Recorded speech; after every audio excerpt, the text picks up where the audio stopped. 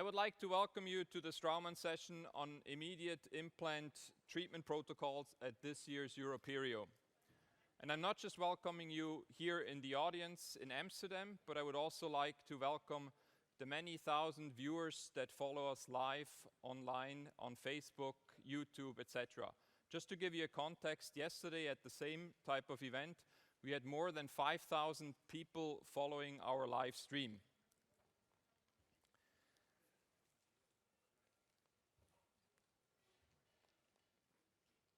Straumann has always been a pioneering force in implant dentistry and is still a leading innovator in the field. Our history is full of developments that have defined industry standards. Just to name a few, the legendary soft tissue level implant with rock-solid and selective technology, our comprehensive range of bone level implants, including our newest edition, the 2.9mm implant, a broad spectrum of treatment protocols for edentulous patients, innovative ceramic implants, and last but not least, a fully validated, integrated digital workflow for chairside, in-lab, as well as centralized applications. Some major changes in materials, workflow, patient expectations, as well as customer buying behavior are changing fundamentally dentistry.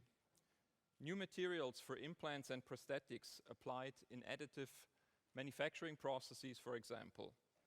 The digitalization along the entire value chain, from preoperative planning up to the final restoration, fundamentally changing and shifting the roles of specialists, general practitioners, dental labs, as well as offshore third-party service providers.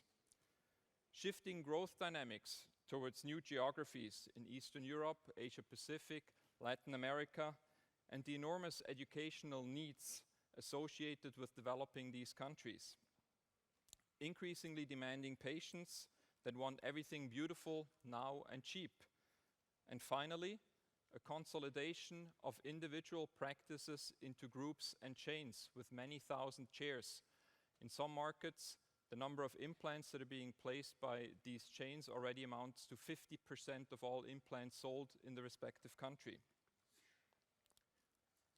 To address these changes and also shape them, Straumann has put together a network of partnerships under the umbrella of the Straumann Group in the areas of dental implant, orthodontics, the digital workflow, biomaterials, and other related technologies. Through this portfolio of brands and solutions, the Straumann Group has become a total solution provider, covering a full spectrum of indications, solutions, and preferences at different price points and service levels, without compromising on quality or patient outcome. Moving from a narrow scope of tooth replacement, Straumann has evolved into a total solution provider in aesthetic dentistry, becoming not only the largest implant company with more than 3 million implants sold annually, servicing more than 150,000 customers. We're also a key player in the digital workflow, biomaterials, and clear aligners. The market is also changing with respect to treatment concepts, where immediate techniques are expected to grow faster than conventional techniques, reaching up to a share of 20% in 2023. The success of immediate treatment protocol depends on many variables. On one hand, implant material, where Straumann offers a uniquely strong and osseointegrative material with rock-solid. Implant surfaces, where Straumann offers selective, showing outstanding long-term results in immediate treatment protocols, as well as in patients with comorbidities such as diabetes or osteoporosis. The implant design, allowing for high primary stability, but also prosthetics providing flexibility and ease of use for both provisional and final restoration. Biomaterials, and last but not least, obviously, well-trained and experienced practitioners. Without further ado, let me introduce to you today's speakers who will share exciting insights into the immediate protocol in different indications. We'll start with Dr. Eirik Salvesen, who is a specialist in periodontist, the head of the specialist department and training academy at Oris Dental, the second largest chain in Norway. He will talk to us about scientific highlights on patient-driven implant treatment. Followed by France Lambert. She's a professor at the Dental Biomaterials and head of the clinic in the Department of Periodontology and Oral Surgery at the University of Liège in Belgium. She will talk to us about decision-making for immediate implant placement in the aesthetic zone. And finally, Professor Waldemar Polido is a professor in oral maxillofacial surgery at the Indiana University of Dentistry in Indianapolis, who will talk to us about the immediate full arch restoration using the Straumann ProArch concept. Like many conferences, EuroPerio focuses on current research and the people who are driving it. We seldom think about future researchers and generations of tomorrow. This is why Straumann and Botis have launched the Young Pro Award at the EuroPerio in 2015. The goal is to encourage and promote young talents in regenerative dentistry, and I'm delighted to announce that the 2018 award is open now. The first prize is 10,000 euros, and the winner, together with the two runners-up, will receive a free trip to the Bone and Tissue Days in Berlin. The competition is open to practitioners, students, and researchers under the age of 35. The deadline for abstracts is September 15th, and you can get more flyers and more information from our staff outside the auditorium or at the booth of Straumann and Botis in the exhibition hall. Before you leave, though, please make sure to give us your feedback. You'll find the respective buttons at the exit.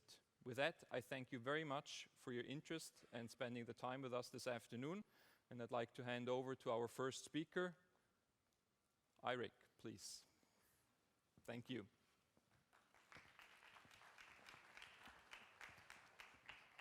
Thank you. Thank you. There you go.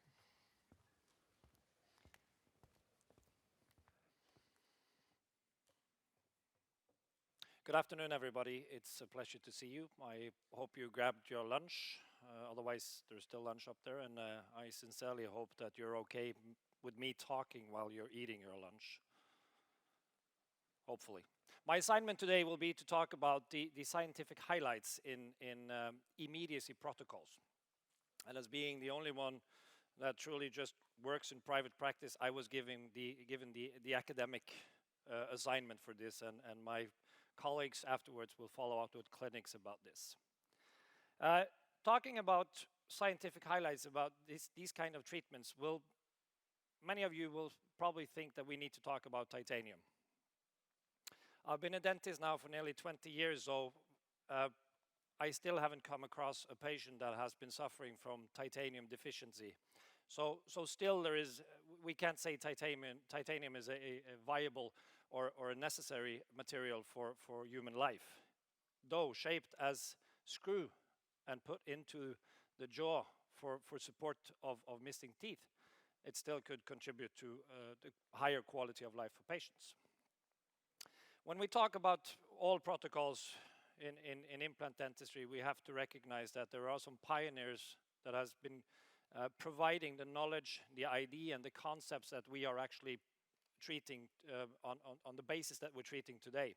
And that will be the late P.I. Brånemark and the late Andre Schroeder, who both contributed to all the developments that we've been having in implant dentistry today. So we're kind of, whatever we do during these lectures and our clinics daily, we are standing on the shoulders of giants. And these giants have provided us with a lot of knowledge that we can use to the benefit of our patients. The implant history has some specific things that needs to be acknowledged if you want to be the clinician that even knows a little bit about the history, so you know that what you're doing today is based upon a solid scientific background. From the concept discovery, which happened then in the beginning of the 60s and then published in the end of the 60s by the Brånemark group in Gothenburg, that was for edentulous patients, mainly lower jaws. So we started developing that concept during the 70s, and then the group of Schroeder comes in, and then we are treating more and more patients in a predictable way already in the 70s. The main meeting that everyone should know about in implant dentistry took place in Toronto in 1982, where all the leading professionals from Europe met all the leading professionals from the US to discuss if implant therapy was a viable treatment for patients that were missing or losing teeth. The conclusion for that meeting was that this was a treatment that was predictable, safe, and a treatment that could be done for patients all around the world. So after we established that the concept was okay, we could expand the concept. So we tried to expand the concept from edentulous patients up onto single cases, up onto partial cases. In the end of the millennium, we had the total concept. We were able to treat single cases, partial cases, edentulous cases, and then we started refining the concept. So in the last more or less 20 years, we are now refining concepts because we can treat every patient. Well, we need to develop bone augmentation techniques. We developed implant surfaces, we developed implant materials, we developed prosthetic components, we developed treatment protocols that were different from what we had before. And that is the phase that we're looking at now. And during these 90 minutes that we will take you through, I hope that you will be discovering that immediacy is definitely a treatment protocol that you should have in your toolbox in your office. So we're in this phase. So the primary goals of implant therapy will always be successful treatment outcome, high predictability, good long-term stability, and low complication rate. Those, you can write them on the wall, they're given, but they're made for the patient, but they're also made for the clinician. Those goals are important for both of us. So a traditional treatment could be with this young girl who's missing tooth number 1, 2, or tooth number 12. It was extracted, left for healing, and then we have all the soft tissue healing, we have the bone healing, we have the remodeling of the alveolus part of this. And then we go in, we place the implant with a minimally invasive surgery. We do some augmentation for contouring at least. And then we do a second stage surgery, just a small one, but it takes time, and then we have the final restoration. And it all takes about 9 to 12 months. And in this period of time, she's wearing her removable prosthesis, which is not a quality of life stuff. Everybody who's tried a removable prosthesis comes back and say, no, it's not that good. I don't want it. So if we put these primary goals into success criteria, I think that's important because those should be on the wall in every office. We need to know that what we're doing is actually aiming for success. We don't place implants just to place implants. We place them for success, and we should love to be successful. The first point of success is that there is no signs or symptoms, there is no infection, there is no pain. If we have that, we could conclude in the beginning that that's not a successful implant. The second one is implant immobility. And implant immobility might be, for some of you, like, yeah, that's a given. But it's not a given, because when these criteria were developed in the late 70s, there was still a discussion if we could accept some mobility of implants. As we ended up with the screw-type titanium implants, there is no acceptance for mobility. There is no mobility scale on implants, as there are on teeth. So it's either mobile, remove it, or it's stable, keep it. If you got any kind of fixed construction, meaning several implants, you should look at the x-ray, see that there's no continuous radiolucency around the implant. If you have a single implant, that one will normally then come out because it's mobile. But in a fixed construction, and you need to verify that by the x-ray. The fourth criteria is also a criteria that developed from the late 70s, meaning that today we accept a certain bone remodeling after placing the implant in function. But after function, it should stay at more or less the same level. And all of the constructions of new connections, all that we do is focusing on maintaining the marginal bone level. And it's probably the most discussed 0.5 millimeters in the world, the marginal bone level. And that is what we're focusing on. The fifth, last but not least, criteria should be that we're happy with whatever we put on top of these implants. Because we do treatment for the success for the patient. So their teeth or their tooth should be a success both for the patient and for us. The secondary goals I find more interesting because the primary goals are given. We should, of course, aim for success. Of course we should. But can we aim for success in another way that we've been doing until now? Well, in my opinion, we should aim for the fewest possible number of surgical intervention. It's for the patient. Low pain and morbidity during healing. Short healing periods, because shorter time to tooth is good for patients. Short overall treatment time and good effectiveness for the patient. They're investing money and time in this. They want it probably, as Frank says, cheap and fast, but we can do it at least faster than it has been done before. So secondary, we could look at a young girl like this who has an aplasie of tooth number 1, 2. Tooth number 1, 3 is moved into that position, and then the deciduous tooth needs to be extracted. There's a small alveolus. We can place an implant, of course, directly into this, minimally invasive. We could do a chair-side temporary restoration just to keep the soft tissue. Then we can have a healing of soft tissue. We can do the permanent restoration, and then the 10-year follow-up. And the only reason that you will see an abutment in this slide in our practice is that it's 10 years old. Today, it would be screw-retained. In radiology, there is a concept called ALARA, meaning that when you do an examination of a patient with radiography, you use as low doses as reasonable achievable. If we apply this into implant dentistry, it could be the ALTARA principle. And the ALTARA principle will be as little treatment as reasonable achievable. We don't do treatment because we can do treatment. We do treatment because the patient needs the treatment. I have some oral surgeon friends, sorry if I'm being naughty to anybody, who can't look at a hip without wanting to transplant it up to some places in the mouth. We don't need to do that all the time. We do it sometimes, but we should do as little treatment as reasonable achievable to obtain the successful result. If we look at that into product development, if we have limited bone volume, we need to graft. What are the disadvantages of grafting? Well, treatment time and morbidity for the patient. What do we do for solutions if we have limited bone volume? We develop narrow diameter implants. Frank already showed you, there's a 2.9, which is the smallest implant, as I know, on the market now, or the narrowest. And they're of high interest because it turns out that patients most often need more bone than titanium to survive with the implants. What are the cons or the risks of having narrow diameter implants? Well, they can fracture. The less titanium we have in the connection, the more risk of fracture, of course. What do we do to avoid those fractures? Well, we develop a stronger implant.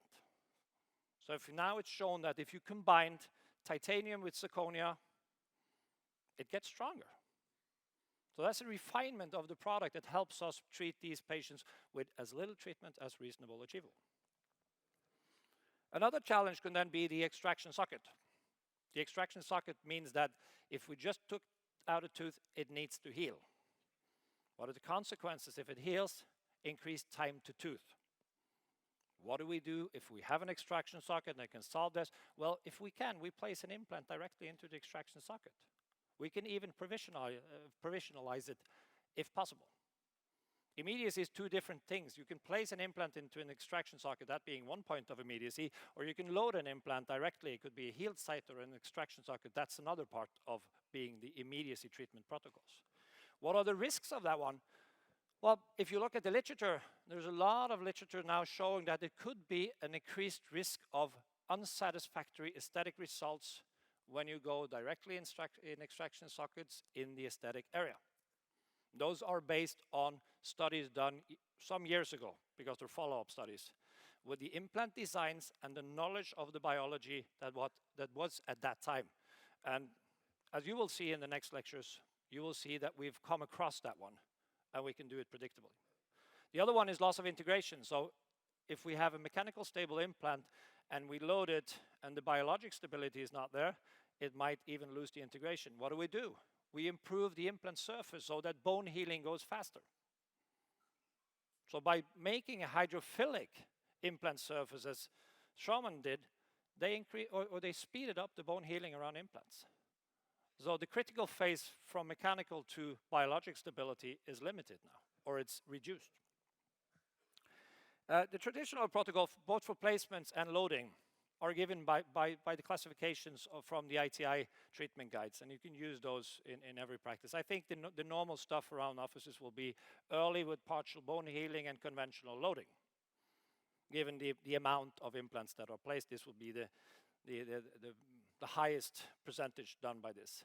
If we challenge these protocols and move up, we should always know that if we go for immediate stuff, or if we develop something new, it should always have more benefits than risks.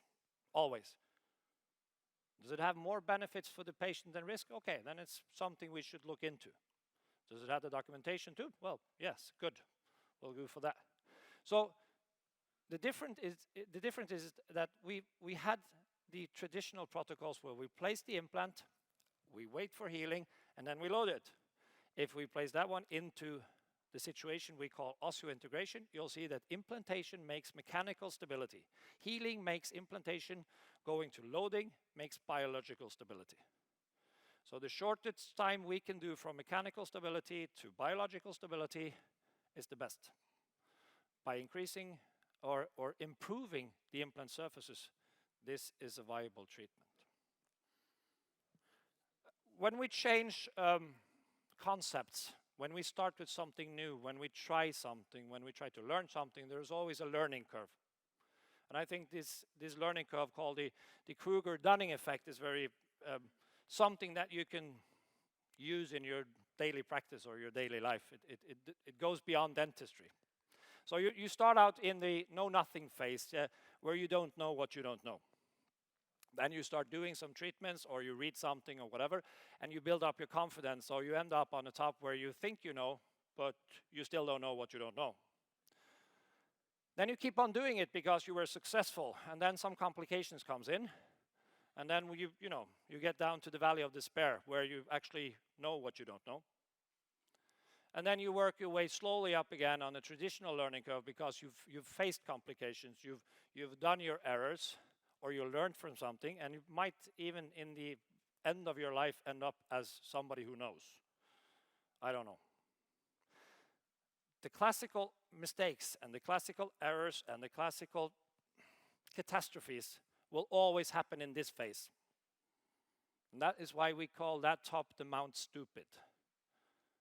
Most of you will have some friends that very often in discussions in your social life will be on Mount Stupid every day, because they think they know.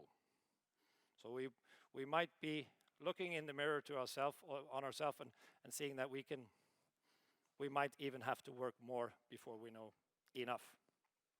So scientifically, if we start in the 60s, we had the Bronnerach group in Gothenburg. And this is the most important study, published in 1969. And these findings indicate that dental prosthesis can be successfully anchored intraossally in the dog, suggesting that its possible clinical use in oral rehabilitation should be given unprejudiced considerations. So it started there. And this is the basis for what we're doing today. And then if we move up to the mid-70s, in the group from Andre Schroeder showed that on electron microscope pictures revealed that the bone was closely anchored to the titanium plasma surface. So we know we had direct contact. There's no fibrous tissue in between. Because the fibrous tissue that was shown in between on other implants was the reason that we had some mobility of those implants. And that was discussed if this was a treatment option. And that one was moved away as we could show this. In the beginning of the 90s or late 80s and beginning of 90s, there was a very huge interest in titanium surfaces. How do we treat them? Until that, one of the companies only had a smooth surface. The other company had a plasma spread surface, but they started looking into the treatment of these surfaces. So the group with Boozer at that time showed that it could be concluded that the extent of bone to implant interface is positively correlated with an increasing roughness of the implant surface. So from that time and out, most of the implant companies are now working with some kind of rough surfaces. And there will always be somebody in the audience saying, I always liked the smooth surface from the old days, and somebody does that, but it works in a different way.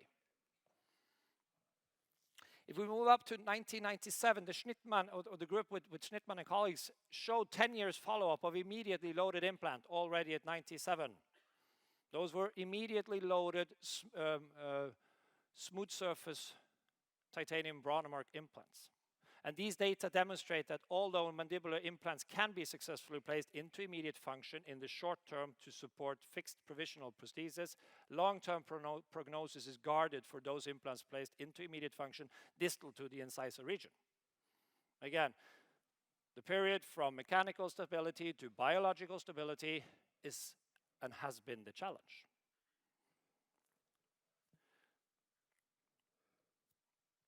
Lazaro was one of the most quoted, and his group was one of the most quoted researchers that did show that implants in extraction sockets was a viable treatment. It was a valid technique for preserving bone, was the conclusion of that study at that time, but they placed implants into extraction socket, did GBR, and looked at the result of that one. So it turned out that we could do that. It had been done before in extraction sockets. It had been done with different type of implants. This was kind of the first screw type implant that was shown to work in extraction sockets.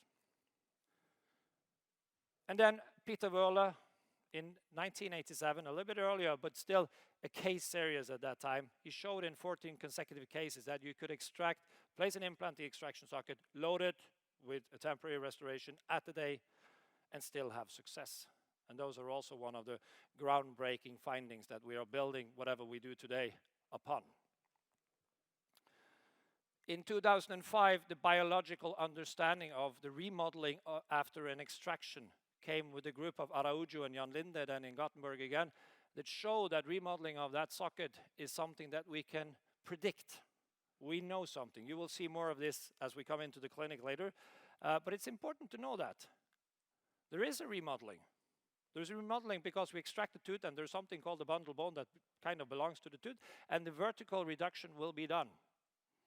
If we don't know that, we cannot evaluate the pink aesthetic score in the end because it will be lower anyway, because there will be recession and the marginal soft tissue on the implant will be higher up than the neighboring teeth. So with all this knowledge, or all this knowledge, and if we show upon all of these great researchers and colleagues and professionals that made all the documentation, we could at least in the end conclude with something. We can conclude that existing evidence suggests that implant survival is not affected by implant placement or loading protocols, provided that careful patient assessment and planning has been undertaken. And that immediate implant placement and immediate loading in the aesthetic area are great opportunities in modern dentistry. Because we need to talk to patients. We need to look at their needs. We need to use whatever history we have up until now to do better treatment, faster treatment, safer treatment, more predictable treatment for the patients. So summarizing in the end, assess your patient, of course, select appropriate treatment modality. Use two principles. Do as little treatment as reasonable achievable to achieve the success. And think if you're challenged something, make it with the motive of having more benefits than risks. The second one is perform correct treatment planning, which is more or less given in this, but it's also perform correct treatment in the clinic. There's a difference between knowing and being able to do it. And be sure that you are working with materials that can help you in these protocols. So what we need is implant strength because we work with narrow diameter implants. We need increased primary stability. We need to be sure that we can have primary stability, not like a coincidence that today we had it so we can load it. No, it needs to be predictable. So we need implant designs that are given to, the highest focus is on primary stability. We need faster bone healing. We need better implant surfaces to do this. And then preferably we would like faster wound healing if it's possible to have a substance that gives us that. In the end, all of this will come down to the patient. We're not doing treatment for ourselves, we are doing treatment for the patients. By that, I'd like to thank all of my co-workers and colleagues for supporting with all the materials there, and I'd like to leave the stage for my good friend Frans Lambert, which will come up and talk more clinically about decision making in the aesthetic area. Please. Yeah. Oh, you have. Yeah. Thank you. Thank you, Eirik, for this solid scientific evidence insight. Time. We all running around after time. And our patients, they don't like to wait. They don't want to wait. They want to be treated immediately. And if we look at a conventional implant treatment to replace a tooth, or less in principle, in the aesthetic zone, we would have to extract it, and then we would have a significant bone remodeling, leading to a bone defect. And most likely we would have to go for a bone regeneration, wait about 4 to 6 months before being able to place an implant. And then we would have to wait for osseointegration, another 2 months, to finally be able to do a provisional loading and a few months after the final restoration. Total, 1 year for some cases. What about proposing your patient to come into the practice with a tooth that would be in principle hopeless, and 1 hour later he would step out of the clinic with an implant and a tooth? Yeah, everybody would like that. But only if the outcomes would be similar to the conventional approach, only if this would be predictable. So I would like to start this lecture with one case I treated 10 years ago when the bone level implant just appeared on the market. And this patient, I had to replace the 2 central incisor. But if you look, on the left side, I had to go for a bone regeneration previously because there was a vertical fracture, there was a huge buccal defect, and I basically had to go for a conventional approach. But on the other side, the bone was there, the buccal plate was there, so it was, to my opinion, a good case for immediate implant. So this is a very nice case because we can compare the 2 approaches, conventional and the immediate implant and immediate loading. So for the surgical procedure, I mean, of course, we do an atraumatic extraction. On the other side, I also went for a minimally invasive approach, implant placement, and in the gap between the implant and the buccal bone of the socket side, I placed a biomaterial. And then on both sides, I worked with a connective tissue graft. Because I had a very good primary stability, I could, the day of the surgery, take an impression and order some abutments, some final abutments with provisional crown. In this case, I wanted to do a 1 abutment, 1 time approach. And yeah, after 1 week to 10 days, I was able to load these implants, of course, out of occlusion. Here are a few months later, a couple of months later, I hand over the case to my colleague Amélie Mingeot in the pros department, and this is the final result we got after a few months.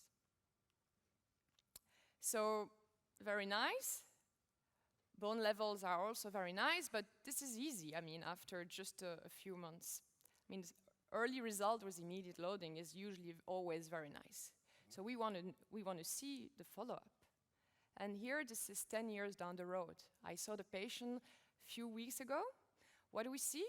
We do see stability of the soft tissue on both sides. We could even say that it's a little bit better around the immediate implant. The soft tissue looks a bit better integrated. And of course, if the soft tissue are happy, the bone underneath is also happy. Because I have to do now some implant in the posterior region, I had the opportunity to do a follow-up, a 10-year follow-up CBCT. And we can appreciate on this slide the buccal bone thickness, the bone stability that is there. We even see the former socket that was filled with the biomaterial. And the question now is why, in a case like that, we could manage a very good stability on the long term. This is what I would like to address today with you, my dear colleagues. But for that, I think we have to understand more, and it's very important, the biology behind an extraction, biology behind the healing of a dental extraction. We always have a resorption. Sometimes this is very severe, some patients are less resorbing, but usually this is quite a significant bone and soft tissue shrinkage that may compromise the placement of the implant, and for sure in the aesthetic zone, this compromise also the volume and the aesthetic result. So we've seen, of course, that also in animal studies. What is important in this study from Aurora is to see that a socket, it heals by itself. We don't need anything in the socket to have new bone and to have a regeneration. But most important to observe is that we have a bone remodeling, a bone resorption, vertical but also horizontal. And this is essentially in the buccal side. So now the question is, what if we place an implant in this socket? Because some years ago, early 2000, we were really thinking that placing an implant into a socket, the implant would play the role of the tooth and would maintain this bone. And it's only in 2006, again from the same team, they clearly showed that the bone remodeling process doesn't see the titanium.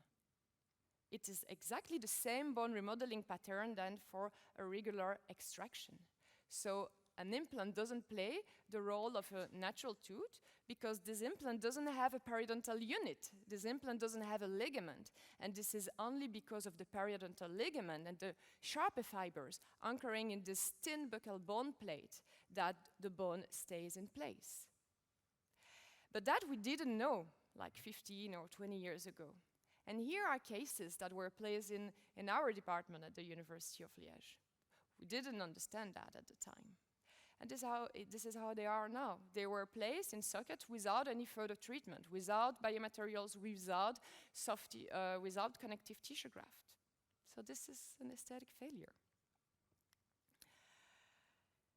So to have predictable stability of the hard and the soft tissues around an immediate implant, there is two key parameters. First, the bone management.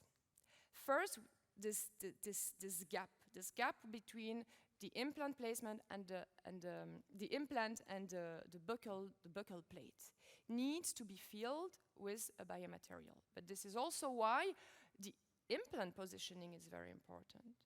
You see here that this is more palatal to really leave this gap that is called the jumping distance. And what is going to happen? Of course, this material will not allow you to keep the buccal plate because the biomaterial also doesn't have any ligament. But the buccal plate will resorb, and once it faces the biomaterial, if you work with a non-resorbable material, you would have a stabilization of the remodeling process.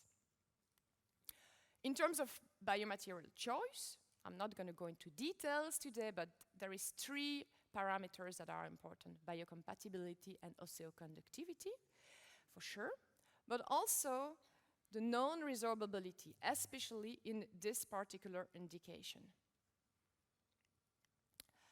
So then, second key parameters is the soft tissues.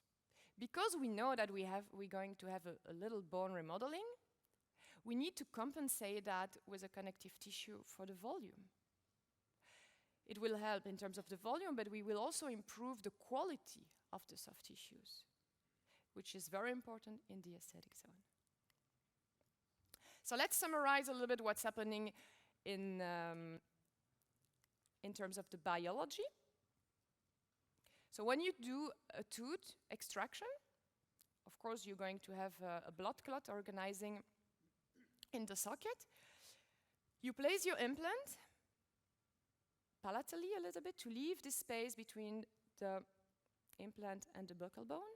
You fill this gap with a non-resorbable biomaterial. You place the healing abutment. And then you go or to the palate or to the tuberosity to harvest the connective tissue graft that you will place between the abutment and the soft tissues in order to really reinforce, to really optimize these peri-implant soft tissues.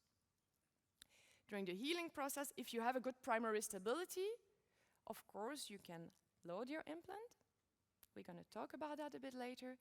And then you have an integration of this biomaterial, a bone regeneration about it. You will have the resorption of the buccal bone plate that is limited by the non-resorbable biomaterial.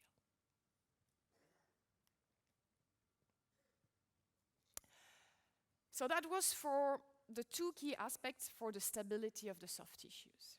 But now I also would like to discuss the implant positioning and the need for apical anchorage that was also discussed with Eirik. So palatally, to leave this gap between the implant and the buccal plate, this is already one thing that was already discussed, but also the vertical position of the implant is extremely important. It has to be like 3 to 4 millimeter below the ideal cervical level of the tooth in order to leave some space for the installation of the biological width, but also to be able to play with the emergence profile.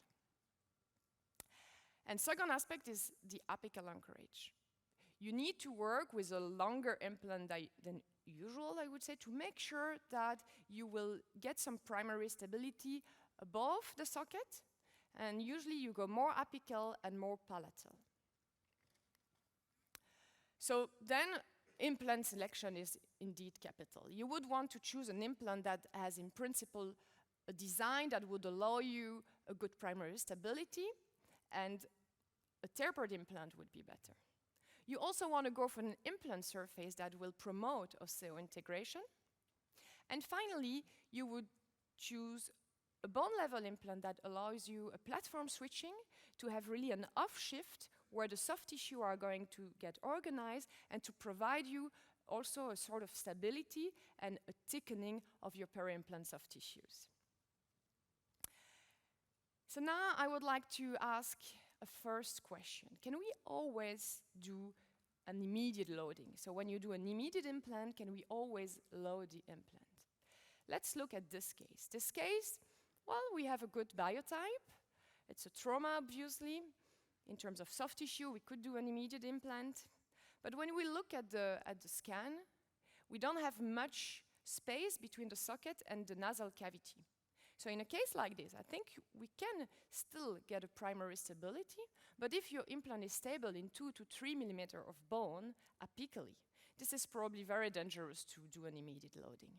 So in a case like this one, still you would do the bone management, the hard and the soft tissue management, but you would delay the loading and you would wait 8 to 12 weeks before doing the provisional restoration. So here are the final steps for the final restoration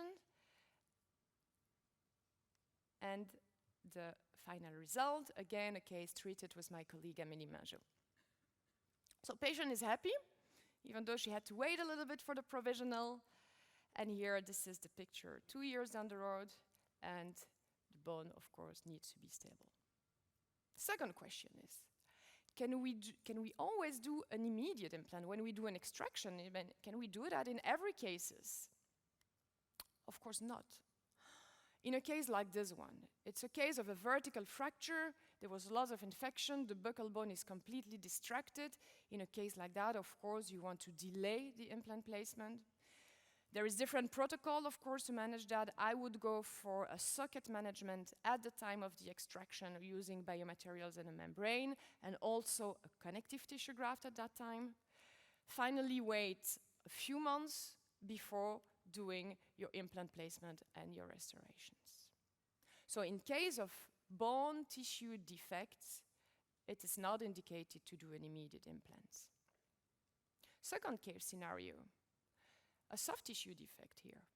I mean, defect is like 3 to 4 millimeters. In a case like that, I don't feel comfortable to do an extraction and immediate implant. I would definitely delay the implant, but still manage the socket at the time of extraction, both with a biomaterial and a connective tissue graft. So, and then a few months later, 3 months later, you can proceed with the implant placement and the final restoration. So my dear colleagues, I would like to summarize a little bit this three-case scenario. So first of all, when you have optimal soft tissues and optimal bone and the possibility to have a good implant stability, when you have a good implant anchorage, I think definitely we can do immediate implant and immediate loading. But if the soft tissues are still optimal, the socket is still intact, but you have a limited anchorage that allows you to place an implant, but the anchorage is not much, then I would definitely do an immediate implant if you can have a primary stability, but delay the loading. And the third case scenario, or you have hard or soft tissue discrepancy, or you have a lack of anchorage. You cannot place an implant, you cannot stabilize an implant. In all these case scenarios, this is not an indication for immediate implant, and you have to delay the implant placement. But in any of these three case scenarios, you would always have to go for hard and soft tissue optimization, especially in the aesthetic zone. And that you can always do basically at the time of extraction. So, now I would like to discuss with you a little bit the loading procedure and the designs of the provisionals, because this is very important, especially in the aesthetic zone. Whether you go with a final abutment and a cemented crown or a screw-retained provisional, our concept at the University of Liège is not to go for a soft tissue conditioning that would require several unscrewing of the provisional, etc. What we would do is to directly ask the lab to prepare a provisional crown that has the ideal profile according to the aesthetic analysis that we would have done previously. This is really your provisionals, ideal provisionals that are going to guide the soft tissue healing. This is a one-step approach, which is really, really important when you do extraction and immediate implant, but that you can also do when you delay the loading. And nowadays, with all these new digital workflow, we're really entering a new era in dentistry and in implant dentistry. We have the possibility to even improve this provisionalization. I mean, to already prepare everything before the surgery. I show you a case. We come back to this case. You know, the lateral was lost, but in this patient, we did the CBCT on the one side, an optical impression on the other side, and we imported these two files into a software, into the co-diagnostics, in order to first do the implant planification, but according to the prosthodontic planning. So we're able to place the implant virtually, but we're also able to design an ideal custom-made abutment and already the final crown. All this can be done completely digitally if you work with a CAD/CAM provisional crown in PMMA. So this is then what I receive from the lab before my surgery. Everything is planned before the surgery. So you have the final abutment, as you see, that is ideally designed according to the aesthetic planification. And if you want, but this is not even mandatory, you can have a 3D printed model in order to check everything. So this is the surgical step. Then it's very fast. You know, the patient comes up, you extract the tooth, you do your guided surgery. You manage, of course, the bone.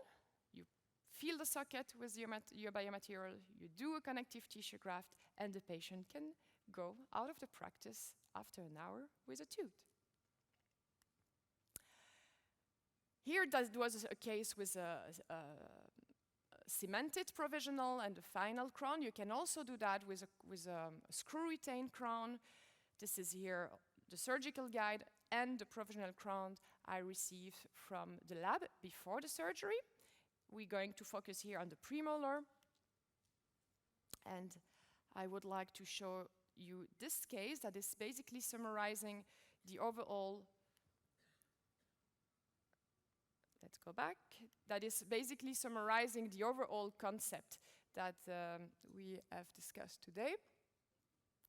So this is a patient that we need to do something in the anterior. I'm not going to go into details. We're going to focus on the premolar. So you see, the soft tissues are not too bad. And you've seen also the CBCT. We are able to get a primary stability because we have a good apical anchorage. So optical impression, CBCT, we bring the two files into the software. So I would like here to thank one of my postgraduate students and also our head nurse at the university that have helped me to do this patient. So a anastomotic extraction, of course, we have to be very careful to not damage the bone and the soft tissue.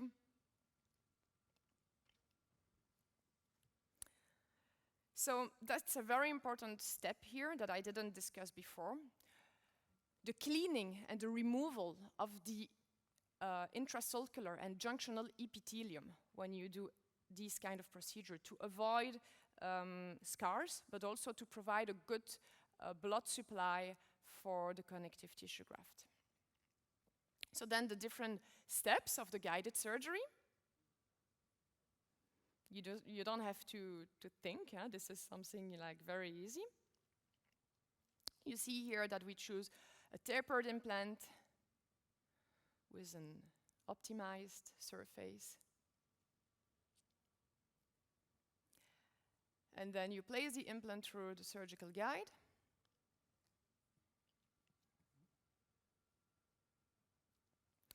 And then you can check if your provisional goes fine. Here we see that we have a good adaptation. I had to, it's not on the video, but I had to, sometimes you have like a little discrepancy in terms of the contact point, but this is something you can always correct. But it's usually very, very minor. And then bone, hard tissue management with this biomaterial. I remind you, biocompatible, osteoconductive, and non-resorbable. Then you go to the palatal side to get your connective tissue graft. So here it's a one-edge incision. This is usually less traumatic for the patient. If you can go to the tuberosity, this is even better because there is the quality of the soft tissue and the tuberosity is usually very good. But in this case, there was no available tuberosity. So if necessary, you can reshape a little bit the connective tissue graft. I usually do that on this wood sticks. And in this case, because we had a little soft tissue discrepancy, I did a poach, but the poach is not always necessary. Sometimes you can just put the connective tissue graft between the abutment and the buccal soft tissues. But here I wanted to rebuild some soft tissues. So of course this connective tissue graft has to be really stable. For that we suture. So then always when we do a provisionalization, I like to tight my provisionals or my abutment at least with 15 Newton per centimeter.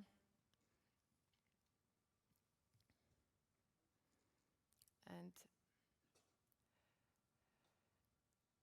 of course you close the screw channel. If necessary, you check, you correct a little bit the occlusion, polish again. And this is the result here after one week. So you can see the nice integration and the nice revascularization of the soft tissue graft. This is the occlusal view. This is here after a few weeks. So again, I want to thank the team of our department at the university for helping me with this case. So putting all this together, my dear colleagues, I would like to finalize and to conclude this lecture by highlighting the key messages. When we want to do an immediate and extraction and immediate implants. This is really, really important to have a good case selection and to have a good assessment of the clinical situation. If you have a buccal bone defect, if you have a soft tissue discrepancy, this is not the right indication. It's important to insist on the optimal implant placement, both vertically but also buccolingually. Always, especially in the aesthetic zone, I would do hard and soft tissue management. And finally, with this new era of the digital dentistry, I think we have new opportunities that can be really useful in this case of immediate loadings. So my dear colleagues, with these words, I would like to now give the words to our next speaker, Waldemar Polido. Now we're going to go from single indication to the full arch indication. So, Waldemar, the stage is yours. Good job. Perfect. Thank you.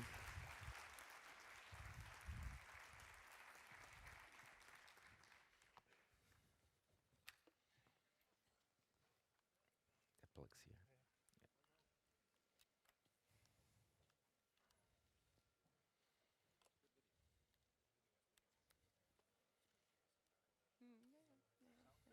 No.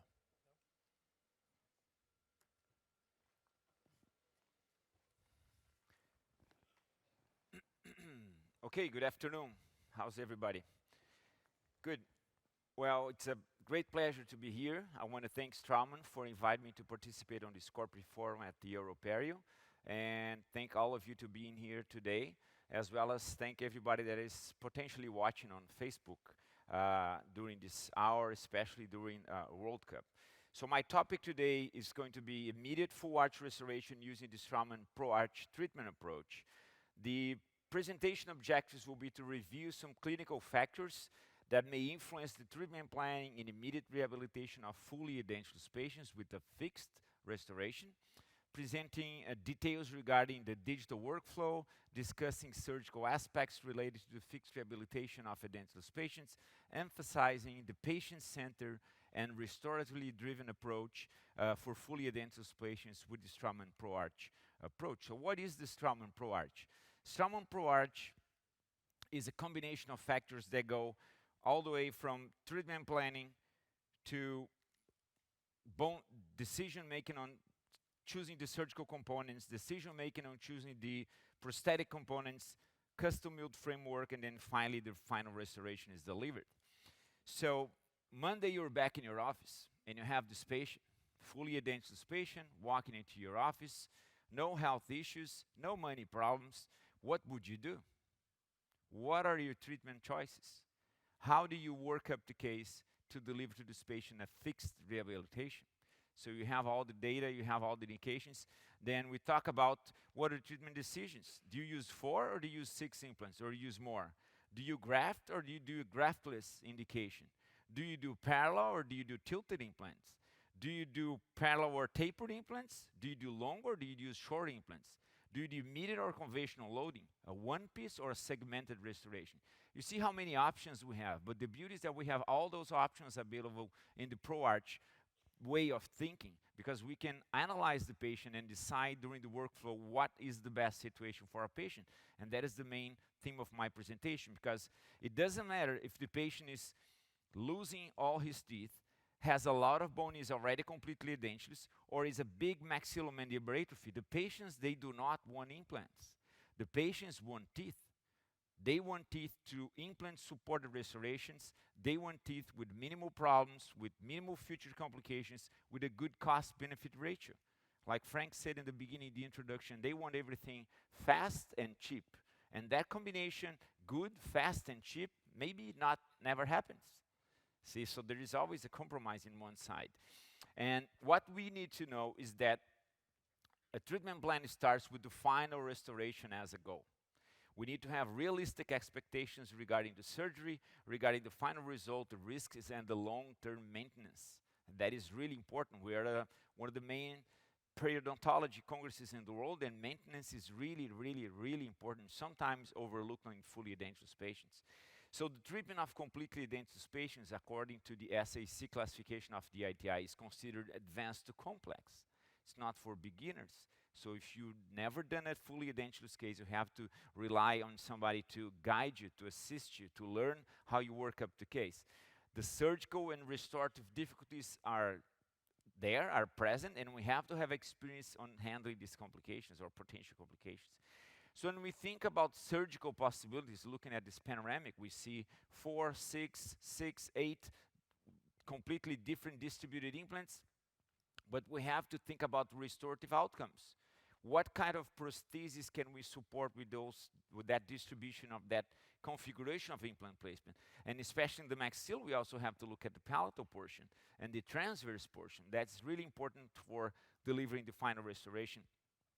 So our possible options will be no implants, like conventional denture, an overdenture. We are not talking about removable today. It's only about fixed bridge, going anywhere from 4 to 8 implants, maybe even 3 in the mandible, with a complete one-piece restoration or a segmented bridge with normal teeth, long teeth, or a big flange like a hybrid. And we have to understand that we may be able to use 2 restorative concepts, being very simplistic. One will be the ideal restorative view. What we have to do is think about alveolar reconstruction, giving the patient a natural lip support, distribute and use the number of implants that is in theory ideal, parallel implants, no cantilevers, segmented restorations, easier cleaning, easier maintenance, easier to manufacture. But sometimes that means we have to do a graft for the patient. And a graft is invasive, it costs more money, it takes a longer time for this patient to have a final restoration. Like this case, we grafted, we placed 8 implants, and we have 4 3-unit bridges, fixed bridges for this patient. So 12 teeth in 8 implants and 4 segmented bridges. It's not a full arch. It is a full arch, but it's not a one piece. Or the other concept will be bone anchorage. Bone anchorage means we place the number and distribution of the implants according to the available bone. It's less invasive, it takes less time, we may do immediate loading, and that is a trend right now. It's a graftless procedure where we tilt or we use short or we try to place the implants and distribute it as well as possible in order to have a best anchorage. That's why it's really important to have a full diagnostic setup. The diagnostic setup is one of the most important things because we see nowadays all the digital workflow, everybody's going digital. My 13-year-old kid can play with digital stuff better than I can, but he doesn't know anything about surgery or dentures. So you have to be a fully understand about full dentures, a prosthodontist, to design the denture and then go back into placing the implants. So clinical examination, data collection through articulated study models, face, intraoral photos. Then you do a diagnostic setup. Only then we construct a tomographic guide. We do a dual scan.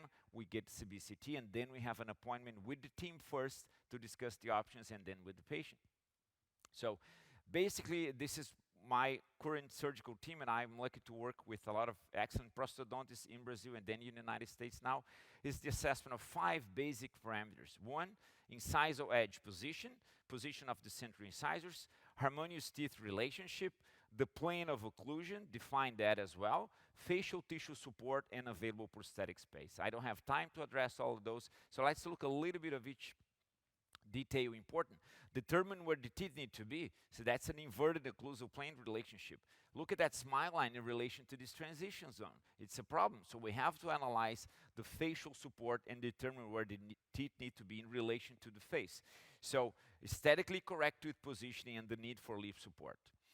Then facial tissue support and function is given through an analysis of the teeth position and the need or not need for a flange. So this is the patient profile and intraoral view without any teeth or any flange. This is just the teeth with no flange, and this will be here the teeth with the flange. We take photos, we show to the patient.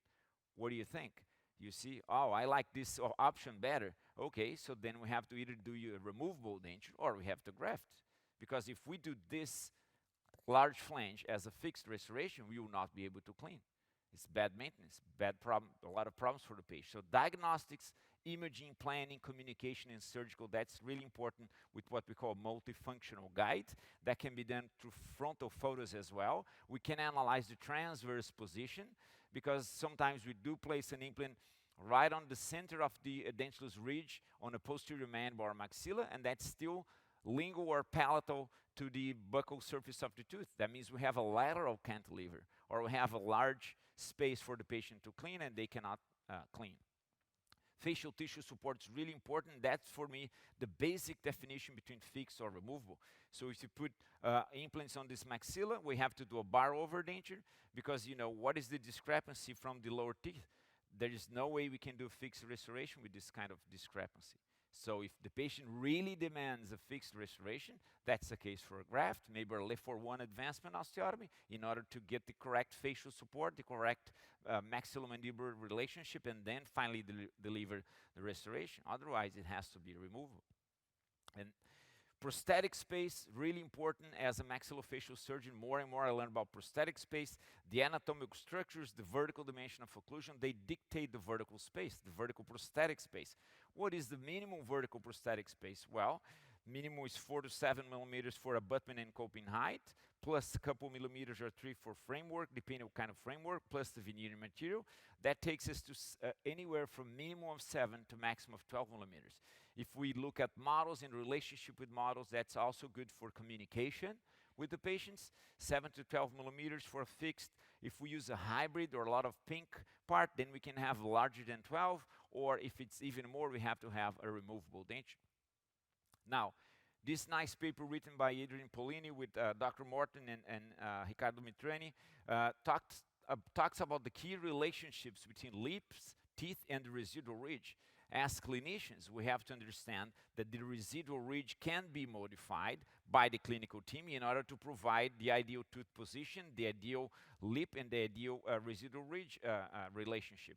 So let's say a patient comes with a removable prosthesis and wants to have it fixed. We need to do an augmentation.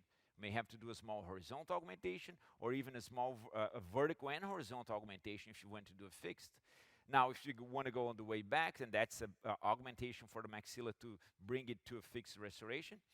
If we want to do a removable, or if the patient lip line is high and the transition zone between the hybrid or the pink flange is showing, we have to remove bone. We have to do an alveoloplasty. We have to create vertical space.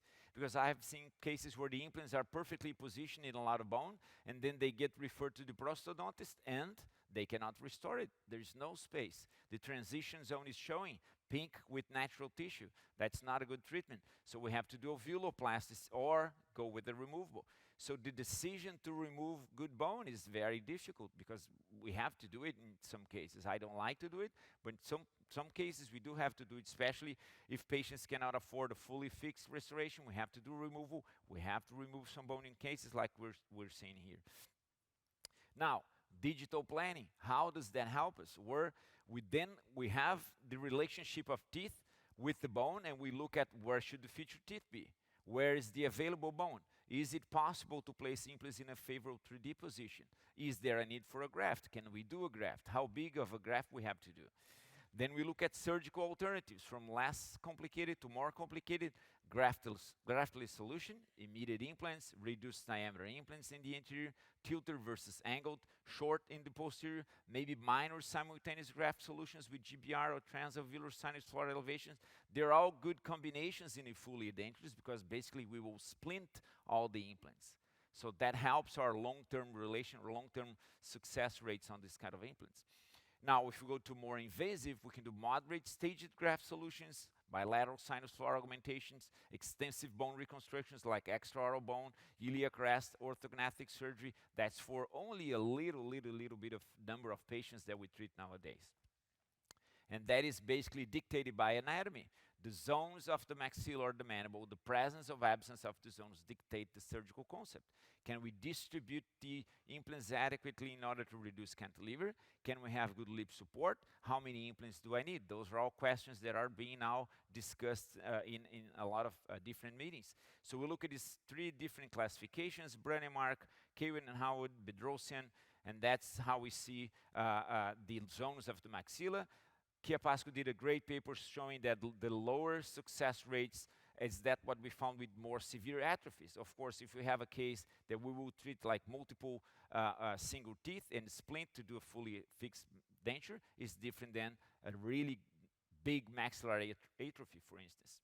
This is a recent classification by Professor Carmes from Portugal.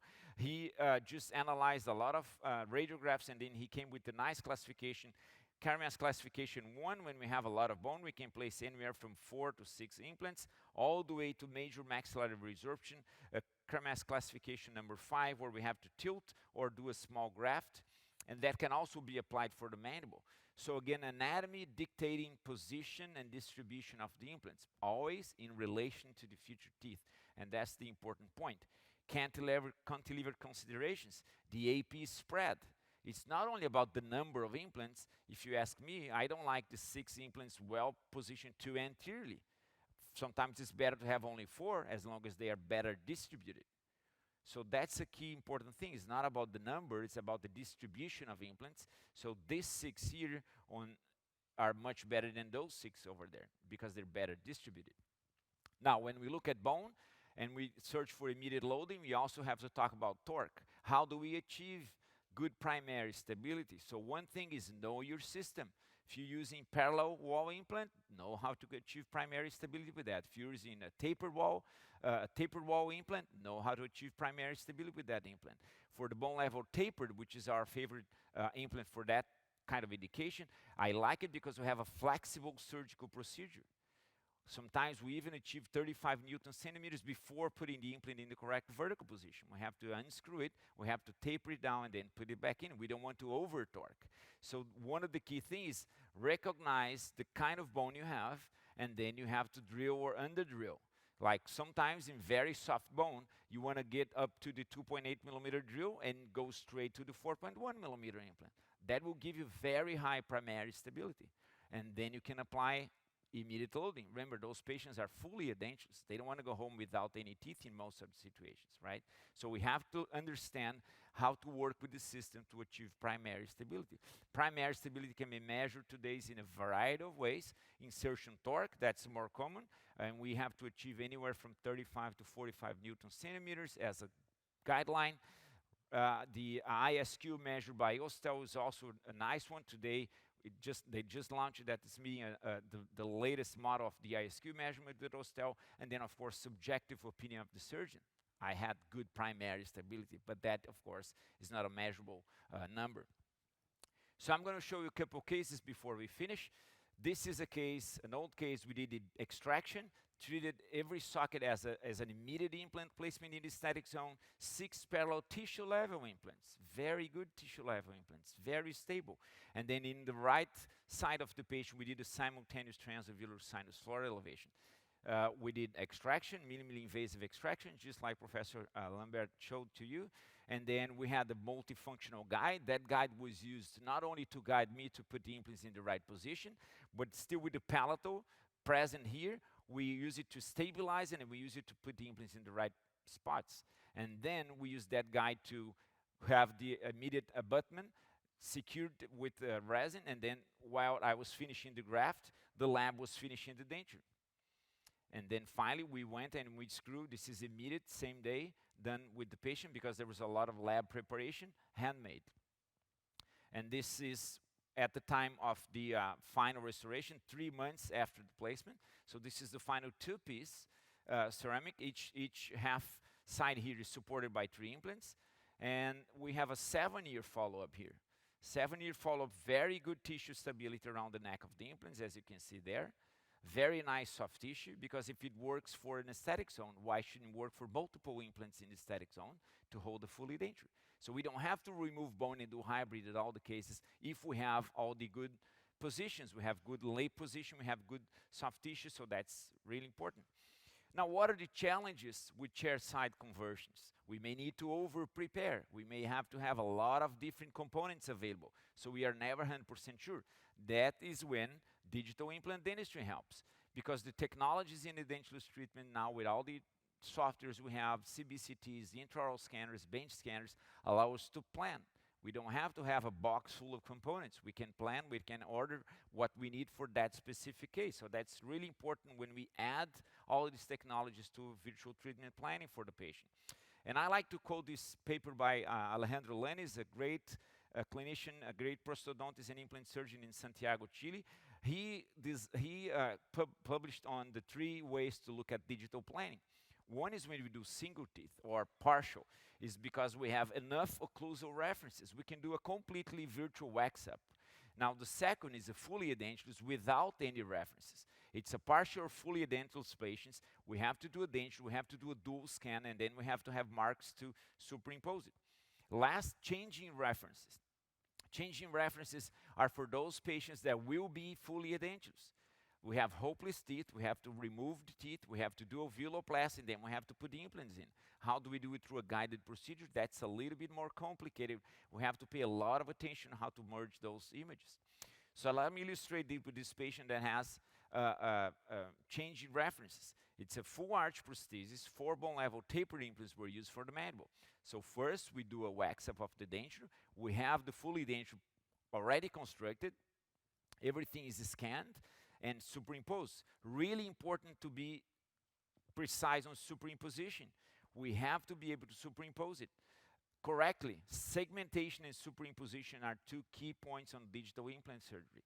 If you don't segment the image correctly, and if you don't superimpose your STL file onto your DICOM file correctly, your whole treatment is going to be digitally wrong.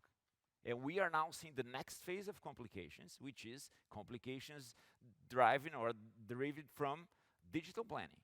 Because everybody thinks, I know digital, it should work for everybody. It's experience. So we have to combine that digital image to then have the denture in the right place, to then select the kind of implants we want according to the bone, according to the bone density, according to the abutment selections that we have, according to personal preferences, tissue level, bone level, tapered, short, long. We have the whole portfolio available to us.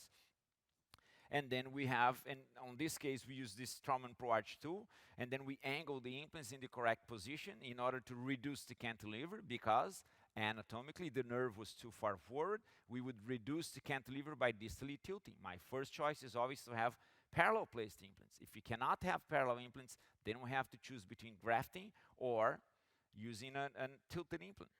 And then we achieved good primary stability. So by achieving good primary stability, we did a chair-side pickup technique because the denture was already pre-made. And that is being done by the lab. And that case was done in Brazil. So that was the final restoration screw onto the 4 bone level tapering. It's a classic ProArch solution. And I want to finish with this last case that was actually conducted by Dr. Lanis in Chile. And we are writing a paper, it's already accepted for publication, about the use of prefabricated printed models to have the denture made even before touching the patient. So first, he achieved the prosthetic setup for this patient, and then we went through the whole dual scan protocol with the digital planning. We designed the guide, the surgical guide, and then the guided surgery was done in the conventional way in a flapless because this patient had a lot of bone, so that made, of course, our case easier. So implants were placed in the maxilla, impressions were taken, everything was mounted on the articulator again, the denture was adjusted, and then the prosthesis was delivered 24 hours later. That is the classic ProArch on 6 implants for the maxilla, not digitally printed. It was guided surgery, but all the restoration was done in the conventional way. Now, what is the difference? And this is the immediate loading for the maxilla. What we added as new was the mandible. In the mandible, we did the design, we did the same implant planning, we had enough bone for loading of 6 implants, we designed the guide, but then we printed the mandible before even putting the implants in. So we printed the whole mandible, and then we added the replicas of the implants into the printed model. By having that in the correct position, that was then mounted in the articulator, and the full denture was constructed before even touching the patient. So we had the cast model, we had the prefabricated prosthesis, and we had the 3D printed model articulated. And then we had the final restoration 3D printed, ready to go before even touching the patient or doing the surgery. And then the conventional surgery was done, step by step, guided surgery, all the details, correct adaptation of the guide, correct fixation of the guide, flapless. Very experienced, skilled clinicians here working for this case, and that was the plan. And that was the result achieved during the surgery. So we are able to actually print. We're using this technology to training courses nowadays to be able to position the implant in the correct way. So final abutments were placed. The fixed immediate provision was delivered on the same day. In 2 hours, everything was done. This is a 7-day follow-up, and this is a 30-day follow-up for the fixed bridge. And Alejandro just sent me yesterday the final restorations with close to 6 months of follow-up here, and that's the final restoration.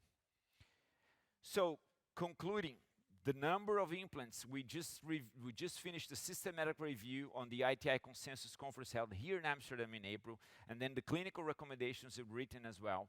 When patients present with teeth in place, all efforts should be made to preserve teeth. If it cannot be done, then we have to plan for full extractions and then plan extractions, plan the space, and plan the prosthesis.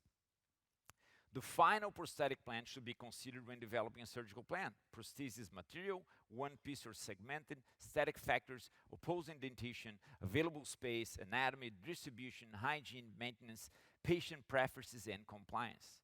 And that was on the clinical recommendation. It's accepted in the Clinical Oral Implants Research Journal, will be published in a few months. A minimum number of 4 implants appropriately distributed can be used. There is no statistic significant difference that 4 implants work less or better than 6. But what we have to consider as clinicians, if we have a loss of 1 implant, like you can see here on this case, we lost 1 implant, the most distal implant, everything has to be remade. So that is one consideration, that additional implants, can provide for options or more options for our patients. So we have to be aware of that consideration. When selecting, planning, and loading, systemic conditions, implant loading, need or not need for bone grafting, implant size and shape, and of course, again, experience and skill of the clinicians. All those modifiers have to be taken in considerations. How do you achieve experience and skills? You go through a learning curve, and I like to recommend that you go through the SAC concept. You have a systematic evaluation. You select your case adequately. That is the main key here, main message. Case selection. Understand your level of experience. Identify the surgical and the restorative risks. If you cannot solve it by yourself, teamwork. Teamwork is really important. I like to recommend again, knowledge, experience, technology. It all comes through learning. Go to the ITI Online Academy, and you're going to learn. It's one of the best efforts you have to learn implant dentistry. By doing that, I would like to thank, again, all of your attention. Thank everybody that helped me to put this presentation together. Dr. Morton, Dr. Wei Shaolin from the Indiana University, Luis Gonzaga and Will Martin from Florida in Gainesville, Dudu Pitas and Rodrigo Rocha in Porto Alegre, Brazil, Professor Gallucci and Adam Hamilton in Harvard, Boston, and Alejandro Laniz and Professor Orlando Del Canto in Santiago, Chile. So thank you for your attention. I promise to finish relatively on time. This is our team in Porto Alegre, Brazil. This is our new team at the Indiana University School of Dentistry. Thank you again for all your attention. It was a pleasure to be here. And now, one of the reasons I want to finish on time is, we have a game. So everybody here roots for Brazil. Thank you. So, I have 2 more assignments. One assignment is to show you a little bit about the future, because I will show you some pictures now of a brand new implant that Straumann will launch next year. And the second one is to be done until 2 o'clock because of the game. Waldemar is Brazilian, if you didn't realize that. So he's on the game at 2 o'clock now. So we all cheer for either Brazil or Costa Rica. We don't know.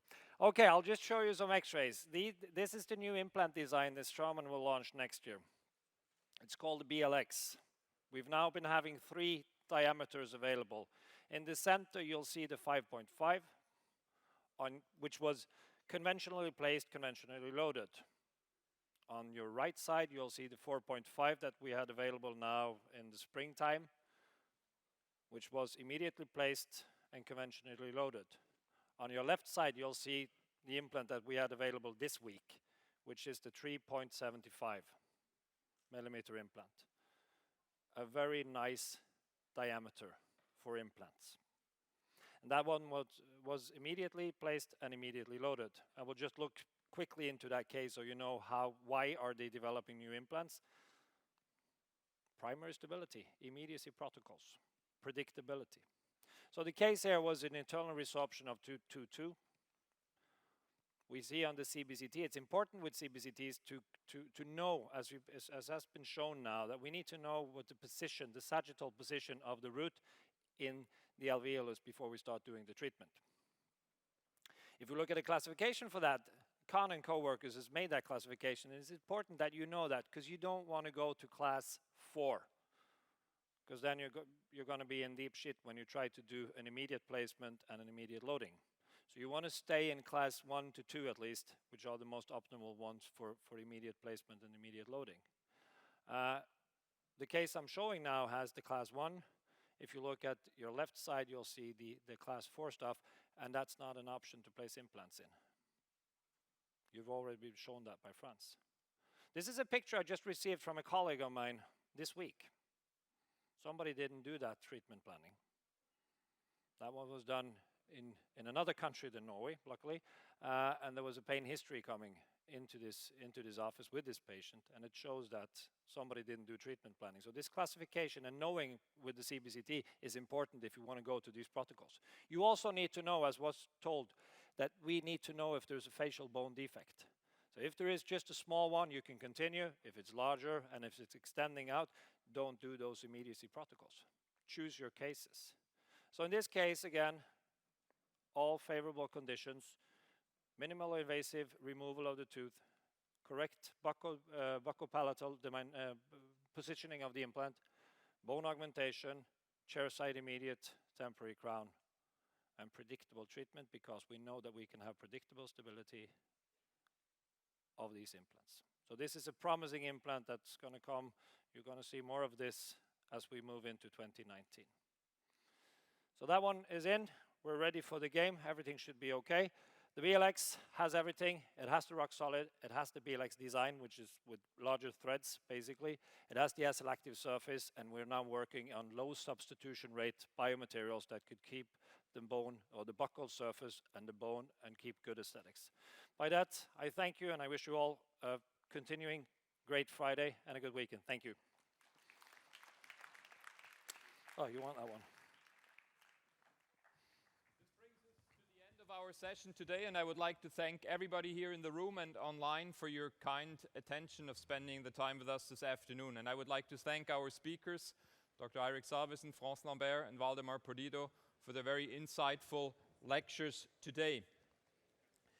Before you leave, make sure, please, to give us your feedback at the exit of the hall. And with that, I thank you again, and Waldemar, you make it just on time for the match. Thank you. Nice. Thank you very much.